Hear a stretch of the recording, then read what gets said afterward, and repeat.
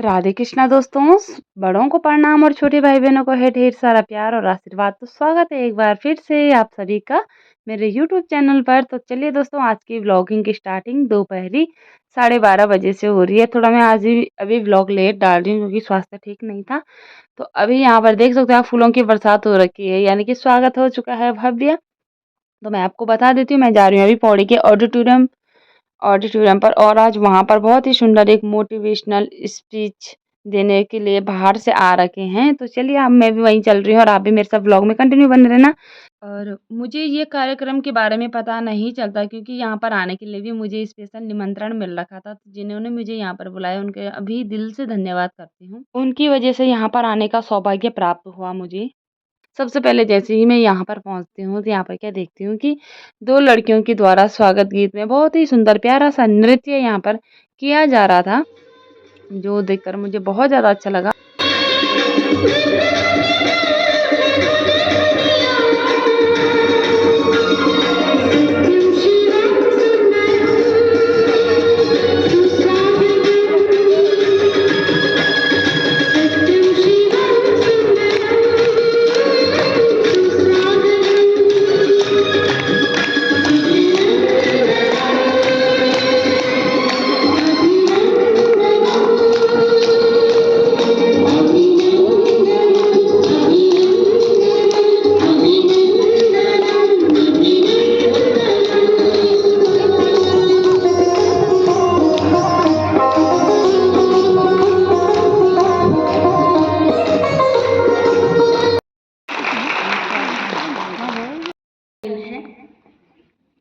जो आबू की धरा से, पवित्र धरा से हम सबके मध्य हमारे माउंट आबू से पधारे वरिष्ठ और विशेष भाई हमारे सभा में उपस्थित, और वह जिंदगी वह इस विषय पर हम सबको आज मार्गदर्शन देंगे हमारे आदरणीय प्रोफेसर ईवी गिरीश भाई जी। आप मुंबई से यहाँ पधारे हैं, आपका किन शब्दों में हम स्वागत करें, क्योंकि आप एक ऐसी महान आत्मा है जिन्होंने परम शिक्षक, परम सतगुरु, परम पिता, परमात्मा शिव बाबा से अपने आप को बहुत गहराई से जोड़ा है, और परमात्मा पिता शिव की असीम शक्तियों से भरपूर होकर आज हम सभी पौड़ी निवासियों को परमात्मा शक्तियों से आप भरपूर करेंगे। आपका जोरदार करतल ध्वनि से हम सभी भाई बहनें बहुत बहुत दिल से स्वागत करते हैं, अभिनंदन करते हैं। आज के कार्यक्रम में जो मुख्य अतिथि के रूप में बुलाया गया वो सभी अभी मंच पर है। तो अभी दीप प्रज्वलित किया जा रहा है, जिसमें यशोदा नेगी जी, प्रियंका थपलियाल जी, कुसुम चमोली जी और बबीता रावत जी उपस्थित रही। महिला सशक्तिकरण के लिए और समाज सेवा के लिए निरंतर प्रयासरत रहते हैं। बहुत ज़्यादा खास और स्पेशल व्लॉग आप लोगों के बीच में ला रही दोस्तों, जरूर देखना, आपको बहुत अच्छा लगेगा। मुस्कुरा के कहो ओम शांति। ओम शांति। ओके, उमंग उत्साह और जोश से कहिए ओम शांति। ओम शांति। बहुत अच्छा। नमस्ते। हाथ कौन जोड़ेगा? घर वाले हाथ जोड़ के। आजकल नमस्ते ऐसे हो गए, हाँ जी नमस्ते, ऐसे नहीं होता। नमस्ते में हाथ जोड़ना और ये 2 अंगूठा दिल को छूना बहुत जरूरी है। हाँ, नमस्ते कहिए। नमस्ते। Very good. जमाना ही उल्टा हो गया, बोल बोल के नमस्ते करवाना पड़ता है। ठीक है, चलिए। Good morning. सुप्रभात। आपका मॉर्निंग गुड है? सभी का मॉर्निंग गुड है जी। है या नहीं है? अच्छा है, ठीक है। कुछ लोग तो जबरदस्ती बोल रहे हैं। ठीक है। और ये बच्चे क्या पढ़ते हो आप लोग? नर्सिंग? कौन से year? First year, second? First year. इनका तो बहुत ही गुड नहीं है। एक अच्छा ठीक है, बिल्कुल भी गुड मॉर्निंग नहीं है। संडे का दिन है, एक दिन छुट्टी होती है, उस दिन भी क्लास में बिठा दिया जबरदस्ती। ठीक है ना? सॉरी मैडम, आपको इन लोग बहुत अंदर से तो good morning madam, good morning बोल, यस। हमको क्या पता जी। तीसरा ऑप्शन ज्यादा अच्छा लग रहा है मुझे, ठीक है। जिन लोगों को टेंशन होता है हाथ ऊपर उठाइए। टेंशन वाले सब भाई साहब, अच्छा मैंने इधर देखा तो तुरंत हाथ ऊपर उठा दिया, तब तक मैं आपसे ये कहना चाहता था कि पौड़ी के हमारे भाई बहन बहुत अच्छे हैं। टेंशन जैसी समस्या की अभिव्यक्ति भी मुस्कुरा के कह रहे हैं होता है जी। और कुछ तो ये भी सोच रहे मन मन में, हमको टेंशन होता है टकलुक, तुम क्या करोगे हाथ ऊपर उठा करके। अच्छा ये बच्चे, आपने इतनी थाली के फूल लेकर आए, किया क्या उसका? लेकर आए, रख दिया, डांस किया, फिर लेकर चले गए। हम तो इंतजार कर रहे थे कि आप हमारे ऊपर डालोगे। भूल गए वर्षा करना। अच्छा गिर गया था, चलो ठीक है। अच्छा दूसरा प्रश्न, आप में से वो लोग हाथ ऊपर उठाए जिनको टेंशन नहीं होता है। अच्छा है जी, मैक्सिमम छोटे बच्चे ही उठा रहे हैं, ठीक है।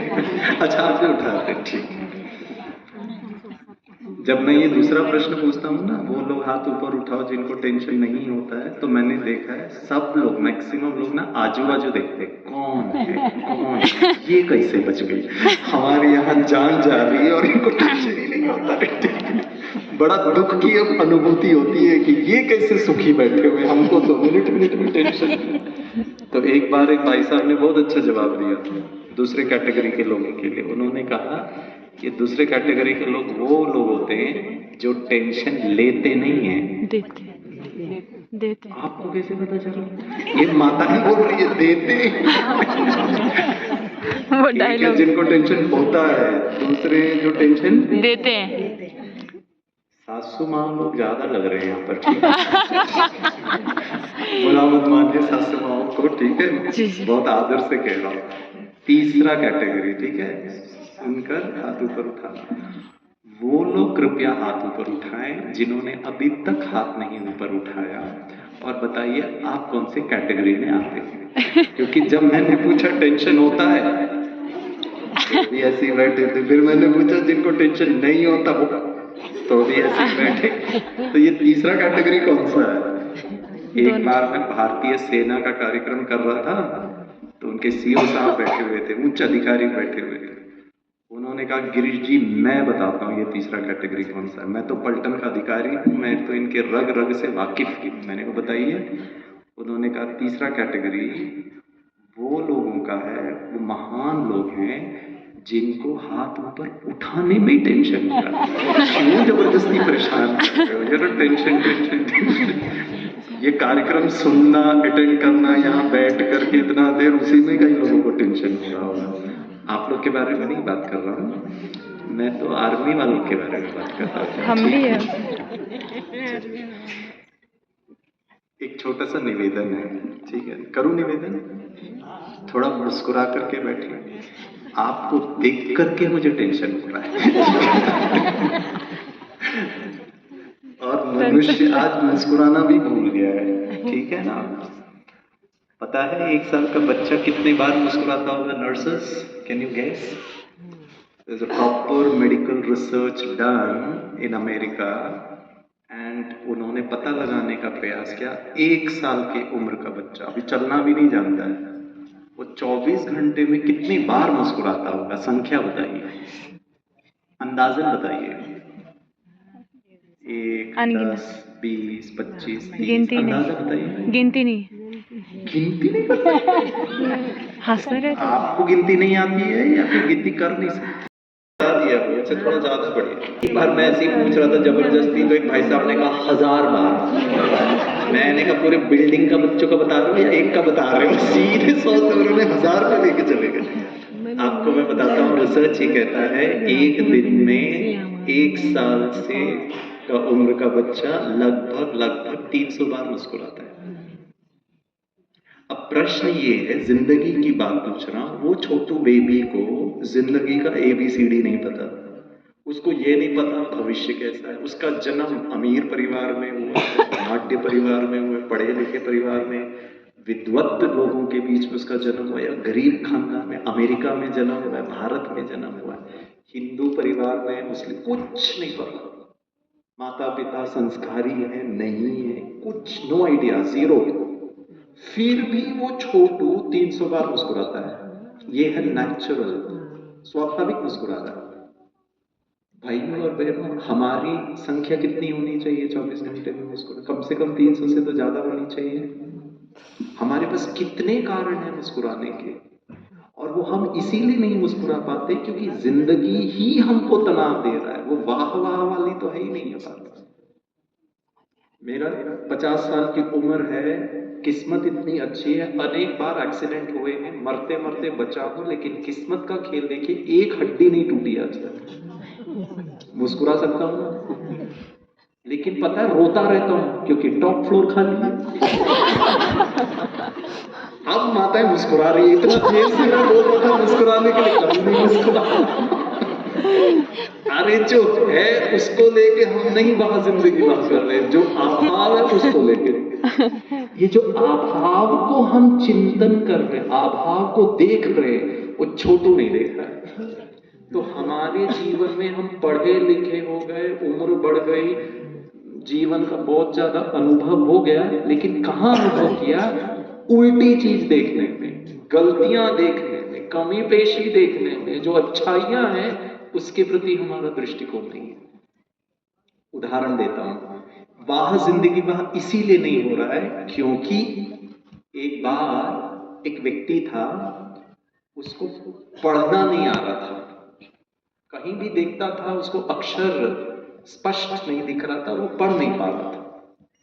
तो फिर बहुत तकलीफ हो रही थी, तो उसको किसी ने कहा भाई आंखों के डॉक्टर के पास जाओ और इलाज करा लो। वो गया डॉक्टर के पास। तो आप कभी आंखों के डॉक्टर के पास गए होंगे, तो वो एक ऐसा बोर्ड होता है, उसमें अक्षर लिखे होते हैं, और डॉक्टर साहब फ्रेम पहना करके पहले लेंस डालते हैं और कहते हैं पढ़ो। तो उन्होंने एक लेंस डाला, nursing students please listen to me, ठीक है? उन्होंने डाला तो उसने बोला बोलो, तो बोला भाई साहब हमको तो नहीं पढ़ना आ रहा है। तो बोला कोई बात नहीं। डॉक्टर साहब ने वो लेंस हटाकर थोड़ा और पावरफुल लेंस डाल दिया। बोला अब पढ़ो, समझ दिख रहा है, पढ़ पा रहे हो? बोला नहीं डॉक्टर साहब मैं तो नहीं पढ़ पा रहा हूँ। डॉक्टर साहब वो भी लेंस लगा कर और पावरफुल और पावरफुल। डॉक्टर साहब आधा एक घंटे से लेंस ही चेंज कर रहे थे, पसीना पसीना हो गया। हर बार पूछते थे इस व्यक्ति को पढ़ने आ रहा है क्या? बोलते नहीं पढ़ने आ रहा है। डॉक्टर साहब ने 1 घंटे के बाद वो व्यक्ति को पूछा पढ़ना आता है क्या? बोला नहीं आता। हमारा भी यही हाल है, हमको जीवन पढ़ना नहीं आता है, लेकिन जीवन को अच्छा करने का प्रयास कर रहे हैं। जीवन है ही क्या? जीवन, अगर आपको ये जो लिखा है अगर पढ़ना है तो अक्षर ज्ञान बैठ करके पढ़ना पड़ेगा। उस बच्चे को मम्मी पढ़ाती है ABCD अ आ इ ई उ ऊ। ऐसे ही नीलम दीदी ने और भाई साहब ने कितने बार अपने उद्घाटन के बोल में ही उन्होंने बोल दिया, परम पिता, परम शिक्षक, परम सद्गुरु। वो पिता भी है और शिक्षक की रीति से आकर हमको जिंदगी के बारे में पढ़ा रहा है। एनाटॉमी तो पढ़ लो, फिजियोलॉजी पढ़ लो, फार्माकोलॉजी पढ़ लो, जिंदगी कौन पढ़ाएगा? और ये परम कर्तव्य हम माता पिता का है इन बच्चों को सिखाना। हमने इनको ABCD 1 2 3 जो भी इनके सब्जेक्ट्स होंगे वो सब पढ़ा रहे हैं। आपको मैं एक घटना सुनाता हूं। अभी हम मुंबई में थे। देखना वहां जिंदगी भर कहां है। करीब करीब 18 साल की ये लड़की, इसने बॉम्बे में करीब 11वें माले से खिड़की में से कूद करके आत्महत्या की। समस्या वो नहीं है कि वो लड़की ने आत्महत्या की, उसका समस्या ये है कि उसकी माताजी ने आकर के, अब वो गिल्ट में है, इस दुख में है, क्योंकि उस दिन शाम को बात हुई थी लड़की से। कुछ ऐसी बात थी जो माता पिता ने कहा हम आपको नहीं करने देंगे, आपको ये नहीं करना है। लड़की ने कहा नहीं मुझे करना है। पिताजी को कहा तो पिताजी ने बोला ठीक है ना, बोलो ना, कर देंगे, इतना सब तो उसके लिए किया है, थोड़ी सी बात और भी कर लेंगे। लेकिन माता जी का ये था कि हर बात में आप हाँ हाँ हाँ हाँ हाँ बोल रहे हो, बच्ची सिर पे चढ़ गई, ऐसे नहीं होना चाहिए। माता जी ने बहुत डांटा नहीं उसको, बस थोड़ा सा फॉर्मली कहा नहीं मतलब नहीं मतलब नहीं, तुम्हारी मन मर्जी नहीं चलेगी। रात, अब उसने तो कर लिया जो करना था। अब ये माता जी इस दुख में है कि काश मैंने पति की बात मान ली होती थी कि चलो ठीक है तुम्हारी मर्जी, कल सुबह डिसाइड कर लेंगे, एक स्टेटमेंट ना। अब मेरा आपसे प्रश्न है, और ये बच्ची ऐसा नहीं है कि अनपढ़ गवार है कि वो स्कूल नहीं गई, कॉलेज नहीं गई, दिखने में ठीक नहीं है। अब मेरा आपसे प्रश्न है, हम पूरा समाज इस बच्ची को जीवन खोने का, जीवन को त्याग करने के लिए, उस मानसिक अवस्था से बाहर निकालने के लिए हमने उसको क्या पढ़ाया? हम बस चश्मे पे चश्मे पे चश्मे पे चश्मा, धन संपत्ति क्वालिफिकेशन अच्छा करना भी है शरीर के लिए, और आध्यात्मिकता बचपन से आना चाहिए। हमारे एक भाई साहब हैं, उन्होंने हमको बहुत अच्छी कहानी सुनाई, हम उसके साथ चर्चा कर रहे थे। एक बार एक राजा थे, राजा ने अपनी कन्या का विवाह करने के लिए स्वयंवर रचा, लेकिन स्वयंवर बहुत, क्या बोलते हैं, बहुत ही यूनिक स्वयंवर था। और यूनिक स्वयंवर ये था कि उन्होंने राजकुमारों को कहा कि मैं आप सबको 3 चांस दूंगा, और स्वयंवर का कंडीशन ये है कि एक बहुत, क्या बोलते हैं, पावरफुल ऑक्स होता है ना, ऑक्स को क्या कहते हैं? बैल। हाँ जी, गाय, बैल। बैल, हाँ, वो एक बैल को मैं लेकर आऊंगा और आपको उसका पूंछ पकड़ करके उसके ऊपर चढ़ना है।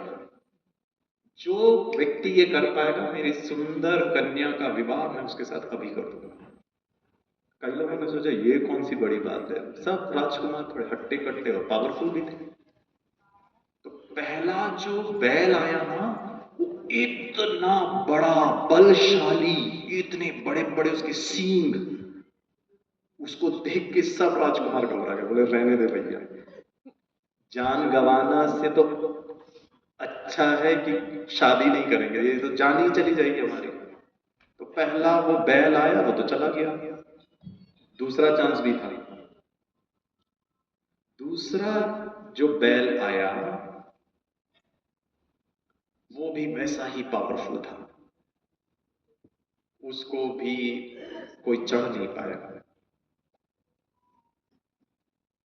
तीसरा बैल आया, राजकुमारों ने सोचा तीसरा चांस तो ले ही लेते हैं। तो पता है उन्होंने क्या देखा? एक मरियल सा, चल भी नहीं पा रहा है बैल। राजकुमारों की आंखें चमक गई, बोले इस पर तो आसानी से हम जीत पा लेंगे जी, राजकुमारी मेरी। तो जैसे ही वो बैल सामने आया तो देखा पूंछ ही नहीं है। आध्यात्मिकता 60 साल की उम्र में जब शरीर मन थक गया, अब जाकर मैं तनाव को मैनेज करने का प्रयास कर रहा हूं। आध्यात्मिकता इन छोटे छोटे बच्चों को सिखाना है। जब जिंदगी पूरी पड़ी है तब मन को बलशाली बनाना है कि जीवन में कितनी भी बड़ी समस्या आ जाए, माता पिता समाज किसी भी बात में ना करे, मेरी इच्छा अनुसार ना चले, तो भी मैं ऐसा तनाव में आकर के, डिप्रेशन में आकर, एंजाइटी में आकर ऐसा बुरा कर्म तो ना करूं जिससे खुद भी दुखी और फिर सारा समाज भी दुखी हो रहा है। बताइए कहां है हमारी नई पीढ़ी इतनी बलशाली? और उसका कारण भी है, हम बड़े भी नहीं आते हैं जी आध्यात्मिकता के लिए। माफी चाहता हूं, हमारे लिए आध्यात्मिकता मतलब नवरात्रि को गरबा कर लो, देवी के ऊपर फूल चढ़ा दो, उस पर चुन्नी चढ़ा दो, हो गया आध्यात्मिकता। माफी चाहता हूं, प्लीज करिए, मुझे कोई प्रॉब्लम नहीं है, मैं भी करूंगा आपके साथ। लेकिन मन कहां शक्तिशाली हो रहा है? पूजा पाठ, भक्ति, भक्ति के साथ थोड़ा सा ज्ञान, जीवन को पढ़ने का ज्ञान। और हम समझते ही नहीं है कि ब्रह्मा कुमारी जैसे संस्था में आकर के स्वयं के मन को शक्तिशाली बनाना, और इन बच्चों को भी पढ़ो पढ़ो पढ़ो तो बोलते हैं, खुश रहो खुश रहो खुश रहो, शांत रहो शांत रहो शांत रहो, मन से हमेशा उमंग उत्साह उमंग उत्साह उमंग उत्साह रहो रहो रहो, ये कौन बोलेगा जी? कोई नहीं बोलता इन बच्चों को। ये बच्चों को पढ़ने का टेंशन आ रहा है, ये नर्सिंग स्टूडेंट है, इनको तनाव हो रहा है, उसका कोई सोल्यूशन नहीं है हमारे पास। ये एक ऐसा विद्यालय है जहां परमपिता परमात्मा टीचर बनकर हमको सिखाता है। वो स्कूल वो कॉलेज में आप अपने बच्चों को पढ़ाइए, पढ़ते हो बहुत अच्छा है, लेकिन इस स्कूल में भी तो पढ़ो। क्या पढ़ना है? ये पढ़ना है कि जीवन की कुछ वास्तविकताएं हैं। मैं आपको दो वास्तविकता बताता हूं। पहली वास्तविकता, आप लोगों को मैंने पूछा टेंशन होता है? जिंदगी में, इस संसार में 8 कारण है टेंशन के मुख्य। ये भी, इस पर भी बहुत रिसर्च हुआ है। पहला टेंशन का कारण है पैसे को लेकर, आर्थिक समस्या। मुझे पता है आपको कोई मुकेश अंबानी जितना 1000 10,000 करोड़ रुपए नहीं चाहिए। हमको अपने जीवन को आसानी से चलाने के लिए, जीवन माता पिता की जो जिम्मेवारियां हैं बच्चों के प्रति, वो आसानी से हम चला लें तो फिर टेंशन नहीं रहेगा। लेकिन उसमें भी जब कमी आ जाती है तो टेंशन होता है। हाँ या ना? थोड़ा मुस्कुरा के बैठे। मेरे को टेंशन होता है जी आपको देख के। ठीक है, पैसों को लेके टेंशन। जिसके पास बहुत पैसा है उसको बहुत ज्यादा टेंशन है बचाने का, जिसके पास कुछ नहीं है उसको कमाने का टेंशन है। ठीक है, पहला।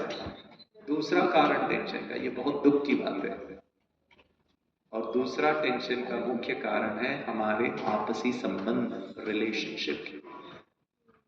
चाहे वो पति पत्नी का संबंध हो, चाहे वो, क्योंकि सास भी कभी ये माता इतने दुखी हैं फिर भी मुस्कुरा रही है। मैंने धीरे से क्यों बोला पता है? क्योंकि सास भी कभी बोलती है, क्योंकि दीवारों के भी कान होते हैं, सुन लेंगे तो गए काम से। ठीक है, या फिर माता पिता और बच्चों के बीच में, या दो दोस्तों के बीच में, या टीचर और स्टूडेंट के बीच में, प्रिंसिपल और टीचर के बीच में, it could be between 2 people, कोई 2 लोगों के बीच में तनाव। अच्छा, संबंधों में तनाव क्यों है? मनुष्य संबंध क्यों रचता है, शादी क्यों करता है, परिवार की संगठना क्यों करता है? क्यों करता है बोलिए, बताएं। ऐसे घूर के ना देखिए। एक बार मैंने ऐसे ही पूछा, मैंने कहा मनुष्य शादी क्यों करता है? तो क्योंकि मैंने तो सबको हंसाने का प्रयास किया। एक भाई साहब पीछे बैठे थे, उन्होंने कहा मैं बताता हूँ। मैंने कहा बताइए। बोला गलती हो गई साहब। मैं ही मजाक करता हूँ ऐसा नहीं है, लोग भी बहुत अच्छी तरह मजाक कर लेते हैं। शादी मनुष्य परिवार की संगठना की रचना का आधार है, सुख की अनुभूति, शांति की अनुभूति, प्रेम की अनुभूति। अकेला कितना रहेगा, कोई तो साथी चाहिए जिसके साथ हम अपने मन की बातों को शेयर कर सके। बट आज वही सुख शांति नहीं है जी, शादी के कारण। पता है उसके पीछे का कारण क्या है? संबंधों में तनाव का कारण है अपेक्षाएं। और अपेक्षाएं हमारी माताओं की भाषा में जैसा मैं चाहती हूँ वैसे।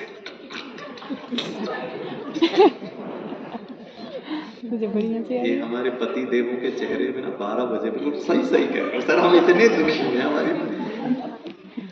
प्रश्न पूछूं? जैसे दूसरे चाहते हैं वैसे आप हमेशा करते हो? हाँ या ना? नहीं, कॉन्फिडेंस तो देखो। लेकिन जैसा मैं चाहूं, क्योंकि मैं मम्मी हूं, क्योंकि मैं सास हूं, क्योंकि मैं पति हूं, क्योंकि मैं बड़ी हूं, क्योंकि मैं टीचर हूं, इक्वेशन ही करेक्ट नहीं है। जैसे दूसरे चाहे मेरी मर्जी, करूं कि नहीं करूं, लेकिन जब मैं चाहूं तो तुम अभी करो, क्योंकि मैं भाई हूं, क्योंकि मैं पति हूं, क्योंकि मैं जो भी, सब गड़बड़ है। अपेक्षाएं। प्रश्न पूछूं? प्लीज आकर के, परिवार सहित आकर के परमात्मा से सीखिए, लाइफ के फॉर्मूला को सीखिए, लाइफ के अक्षरों को सीखिए, लाइफ के लैंग्वेज को सीखिए, भाषा, लाइफ के मैथमेटिक्स को सीखिए, लाइफ के साइंस को सीखिए, लाइफ के हिस्ट्री को सीखिए।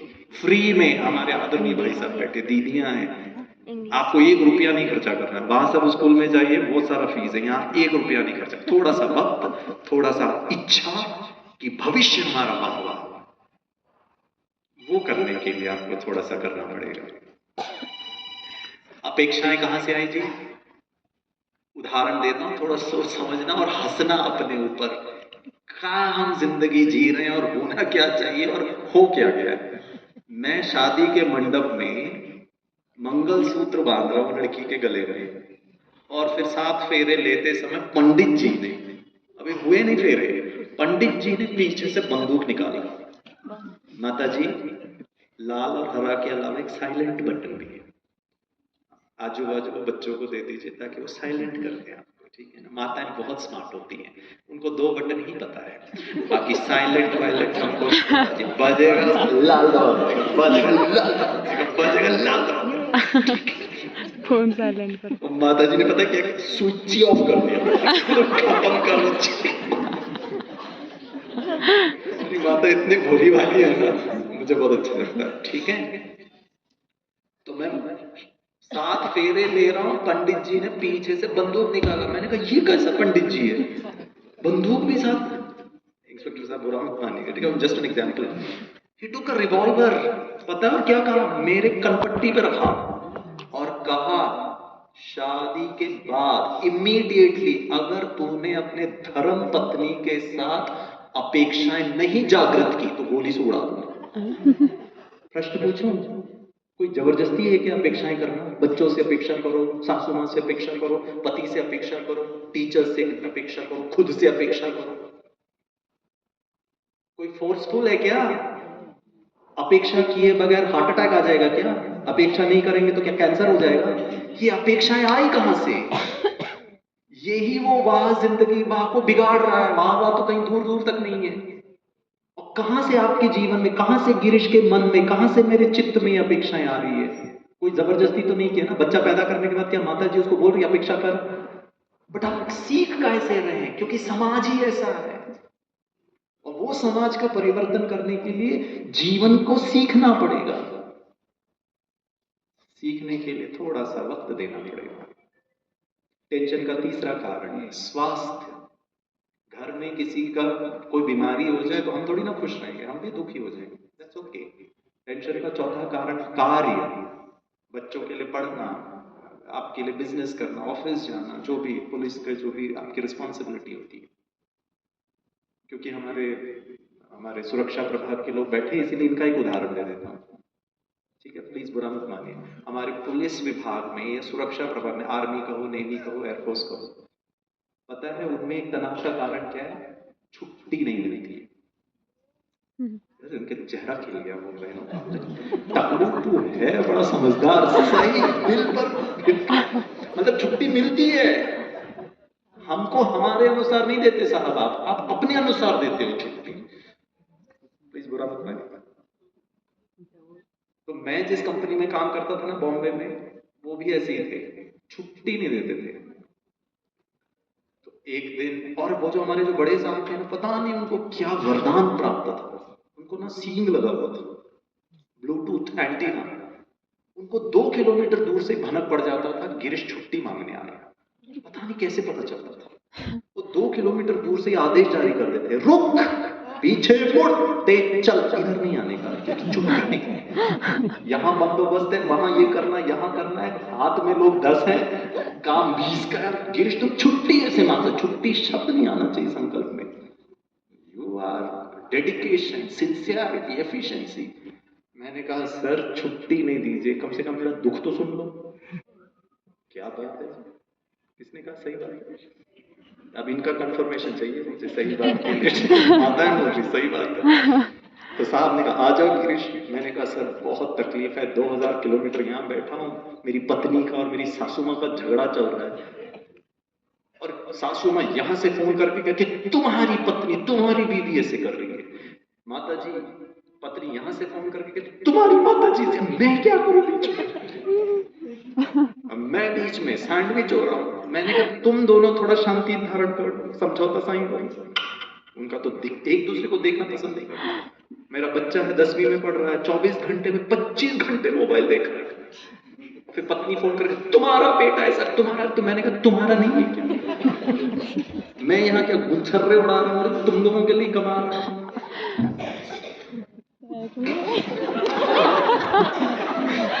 बात दिल से पेट में आ रही है।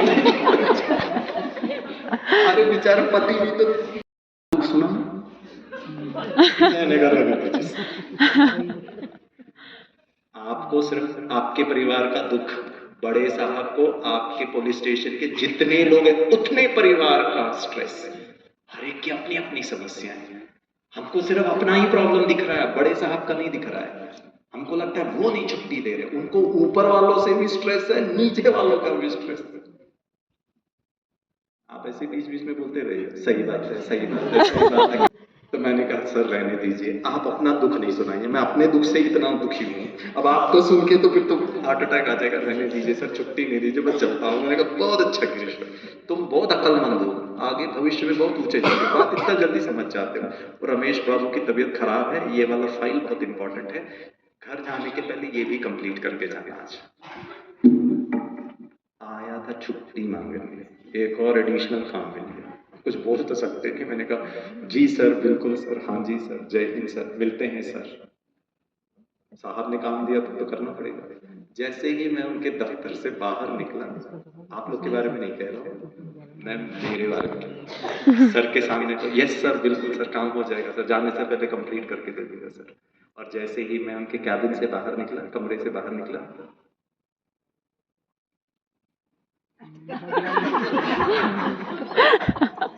ओह मैडम आपके सामने, good morning madam, how are you madam. और पीठ पीछे ये कौन सी वाह जिंदगी वाह है, किसको धोखा दे रहे हो। यहां पर सम्मान, जी सर, हाँ सर, जय हिंद सर, और अंदर विचलित हो, दुखी हो। कैंसर, हार्ट अटैक, डायबिटीज, जमाने भर की बीमारी, जैसा सोचोगे वैसा होगा। अगर सम्मान है तो बाहर भी सम्मान है और भीतर भी सम्मान है। वो कौन सिखाएगा आपको, मुझे? मैं भी ऐसे ही था आपके जैसे, मैं जो बोल रहा हूँ ना, मैं ऐसे ही था। लेकिन मुझे इस ईश्वरीय विश्वविद्यालय में परमात्मा ने बैठ करके इन आदरणीय भाई साहब हैं, दीदियां हैं, इनके द्वारा सिखाया। प्लीज सीखिए, अपने को भी सिखाइए, अपने कर्म के द्वारा अपने नई पीढ़ी को भी सिखाइए। घर में होंगे ना बच्चे, बहू, बेटे, जो भी है, बच्चों के बच्चे, सबको सिखाइएगा। टेंशन का 5वां कारण, और वो है ऐसी कुछ बातें जो हमारे नियंत्रण पे नहीं है। मौसम हमारे नियंत्रण पे नहीं है, महंगाई हमारे नियंत्रण में है, कुछ गवर्नमेंट पॉलिसीज हमारे नियंत्रण में नहीं है, कोविड, लॉकडाउन। जो आज के मुख्य अतिथि के रूप में रहे, उन सभी को यहाँ पर सम्मानित किया जा रहा है और आज का कार्यक्रम बहुत ज़्यादा अच्छा लगा। अगर आप लोगों ने पूरा वीडियो देखा होगा तो सच में आप लोगों को इसमें बहुत ही प्यारी-प्यारी बातें आपको इसमें सीखने को मिली होंगी और वाह ज़िंदगी वाह करके आप लोग भी ज़रूर बोलोगे। फिर मिलूँगी आपको नए वीडियो के साथ, तब तक बने रहना मेरे साथ। राधे कृष्णा, अपना ख्याल रखना। वीडियो को लाइक, शेयर, कमेंट ज़रूर करना।